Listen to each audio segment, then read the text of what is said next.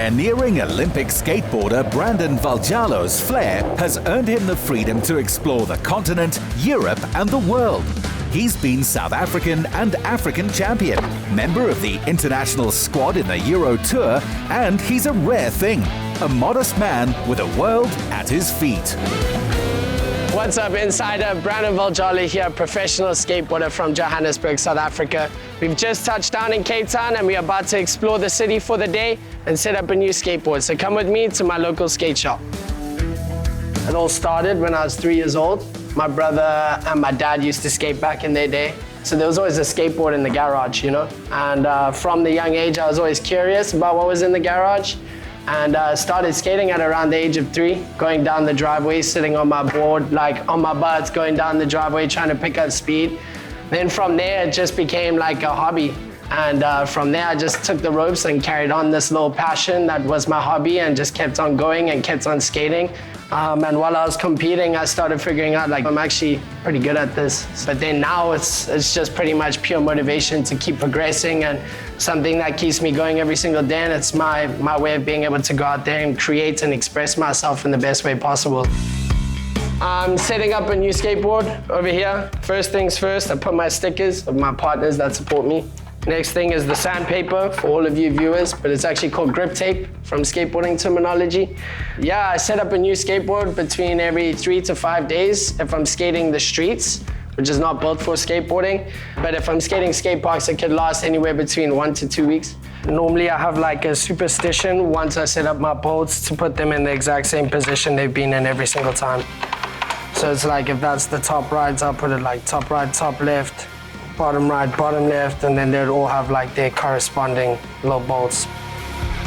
For the Tokyo 2020 Olympic Games, that was the debut of skateboarding, and being able to represent South Africa and be selected to represent the African continent was honestly a dream come true. It's almost, I guess, the highest level of skateboarding in the world.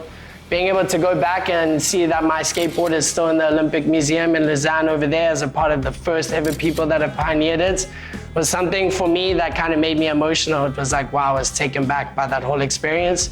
And although it was during COVID, I feel like I'm really excited to go back and try to qualify for Paris and be able to go there and persevere and see one Olympic Games with no people compared to one where the stadium's full. So looking forward to it. Yeah, so what happened before the competition was 2 days out from the actual event, we skate the biggest obstacles. I ended up breaking my wrist in 2 places just before the competition. So it was a little bit of a setback, but at the end of the day, my legs were still in good condition to be able to compete, so I persevered through it. Still competed with a broken wrist in 2 places. So it was a setback, but other than that, every setback is an opportunity for a comeback. I guess the board's feeling good. Let's go have a little session. Boom. There's park skating and there's also vert skating and big air skating, but for me, my niche is definitely in street skateboarding because growing up, I didn't really have a skate park. I didn't have my parents to take me every single day to go to a skate park. And I was like, okay, what do I have? I have the environment around me. So I'd go look at abandoned building sites. I'd go inside there, I'd take my little rail that I got for my birthday, try to find some stairs to put it down so that I could do some tricks and just find a way to be able to go out and skate. So my environment was what I had, and that was the streets. So that's what kind of pushed me to being more street focused in my niche. So this is one of the tricks that are my favorite tricks, and it's really, really hard to do. It's called an impossible, but for me, it's possible. But basically what happens is the board spins 360 degrees while also wrapping around your back foot. And that's called the Ollie Impossible. Growing up, I did not actually think it was possible to make a career out of skateboarding. For sure, there was this dream of mine to be able to be a pro skateboarder and make a career out of it.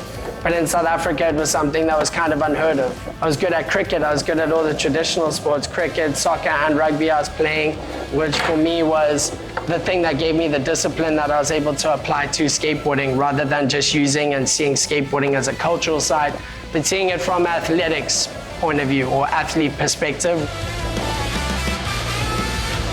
When preparing for one of the Olympic qualification contests, it comes down to World Skate releasing the skate park that they've built for this specific stop. at least a month to 2 weeks before the event. And this way, when I'm training, I'm able to conceptualize what I'm gonna do at the course, but I use my own time, and in training, I'll work on specific tricks that I'll be able to apply to different obstacles when it's built in that way. So it all comes down to strategizing for sure. Competition is strategy 100%, and in training I do work on the tricks and do the repetitive thing where I'm repeating tricks constantly to make sure that I can have them as consistently as possible, so when it comes down to that moment I can do the trick no problem. So yeah, that's how you prepare for these contests, is learning like a parrot. You got to keep repeating until you can do it in your sleep. Yeah, skateboarding for me is the most beautiful thing. It's very family oriented. It combines and it unites communities together from rich areas, from poor areas, from everything. There's nothing that matters besides for the tricks and bringing people together. So that's skateboarding. Brandon and I go way back, and even right now we compete against each other in Roma, Italy. It was a crazy and amazing experience as well, and it's definitely a good thing to see your mate thrive in skateboarding and the support back. It's really incredible. So skateboarding is a very risky sport. There's a lot of injuries that could come at any moment and any time. It's not necessarily for everybody. But for me, it comes down to really facing your fears. Every single day you get on your skateboard, you're confronting yourself to face your fears, and that's something that is teaching me perseverance, because then when you end up going for it, you realize that you're a lot more capable of things that you never thought you were able to achieve, but you're a lot more capable with confidence. For me, it's about having fun and letting your love for what you do and enjoying the moment, really getting into that state of flow where you're going out there expressing yourself in the way that makes you the most happy. Skateboarding is kind of my escape from reality, but then it's about creating your own reality at the same time, and that's what's so beautiful about skateboarding.